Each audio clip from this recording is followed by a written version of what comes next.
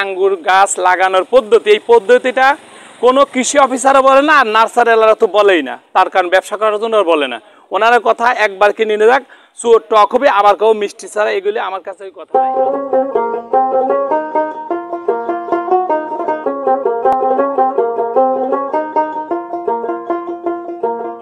দর্শক, এই মুহূর্তে দেশ এবং দেশের বাইরে যে যেখান থেকে আমাদের এই ভিডিওটি দেখছেন সবাইকে জানাচ্ছি কৃষি ক্ষেত খামারের পক্ষ থেকে অনেক অনেক প্রীতি ও শুভেচ্ছা।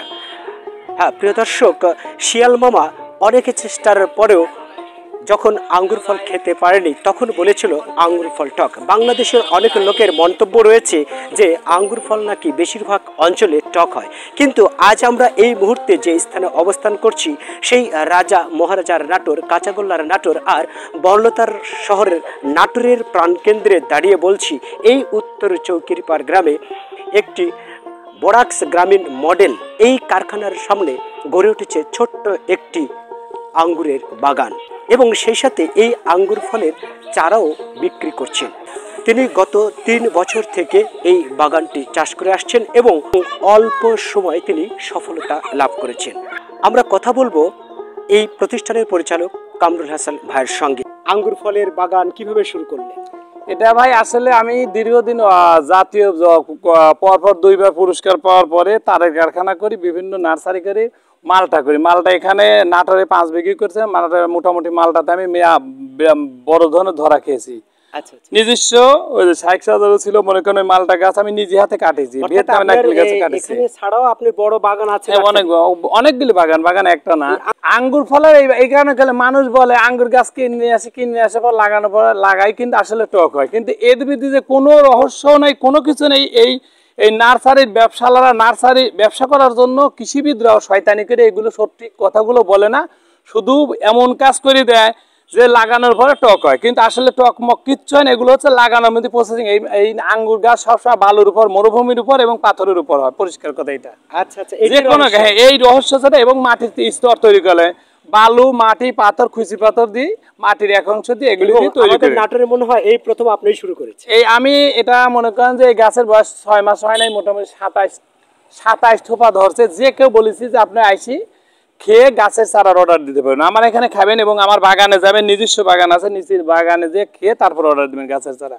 এবং আমি কোনো গোপন কথা রাখবো না, সব বলে দিই পরিষ্কার কথা। মানুষ কয়দিন এই পৃথিবীতে বাঁচে, তার কারণে গাছ লাগানো কোনো কিছুই লাগে না। বিশেষ করে নানান কথা বলে না কৃষি অফিসার, এই এর মধ্যে কোনো গুরু রহস্য নাই। আর মাটি, বালি, পাথর, খুশি পাথর আর হচ্ছে জৈব সার, আর কিচ্ছু লাগে না। অটোমেটিকলি এই বালির কারণে, পাথরের কারণে ফল মিষ্টি হয়, পরিষ্কার কথা শেষ। আচ্ছা, এই যে কোনো জায়গাতেই? হ্যাঁ, যে কোনো জায়গাতেই ফল হবে। হ্যাঁ, টবে হবে।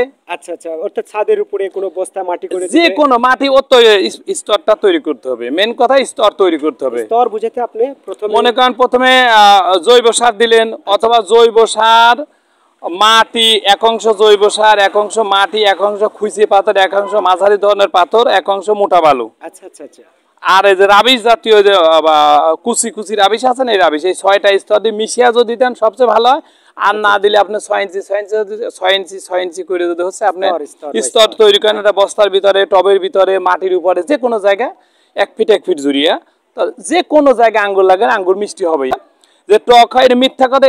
এই গুরু রহস্যটা কোনো নার্সারি এলা বলে দেয় না চারার ব্যবসা করার জন্য। প্রিয় দর্শক, আমরা কামরুল ভাইয়ের কাছ থেকে একেবারে গোপন রহস্য জেনে নিলাম কিভাবে আঙ্গুর ফল মিষ্টি হয়, এবং এই গুরু রহস্যটা সাধারণত কিন্তু করে না কেউ বলে দেয় না। কামরুল ভাইয়ের কাছ থেকে একেবারে সততার সাথে সবকিছু জেনে নিলাম। আপনারাও প্রয়োজনে স্ক্রিনে দেওয়া নম্বরে 2-1টি চারা নিয়ে আপনারা পরীক্ষামূলক এই যে চারা করা আছে, এই যে গাছের চারা করা আছে। এবং কামরুল ভাইয়ের বড় আরেকটি বাগান আছে, আমরা সময়ের স্বল্পতার কারণে আমরা সেখানে যেতে পারছি না।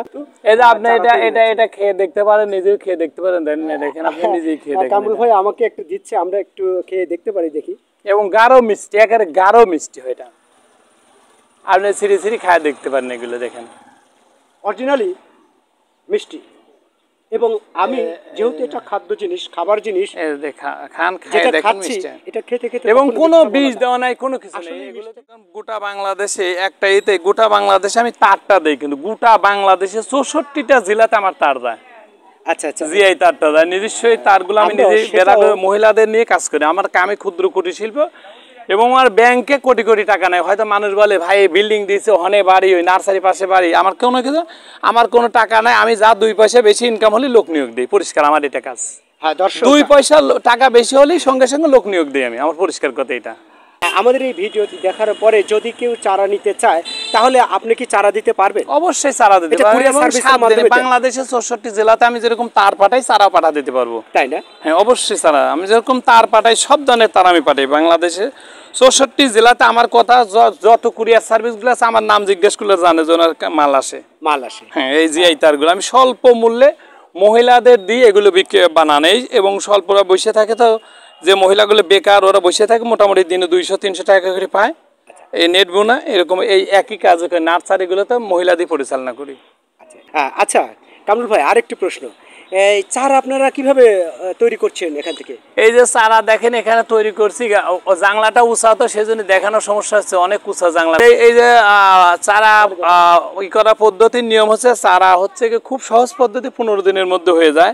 আচ্ছা আচ্ছা, চারা হচ্ছে কি আপনার মাটি সুন্দর করে যেটা দেখছি এখন 15 দিনের মধ্যে আপনি দিতে 15 দিনের চারাগুলো হয়ে যায়, হাজার হাজার চারা করা আছে।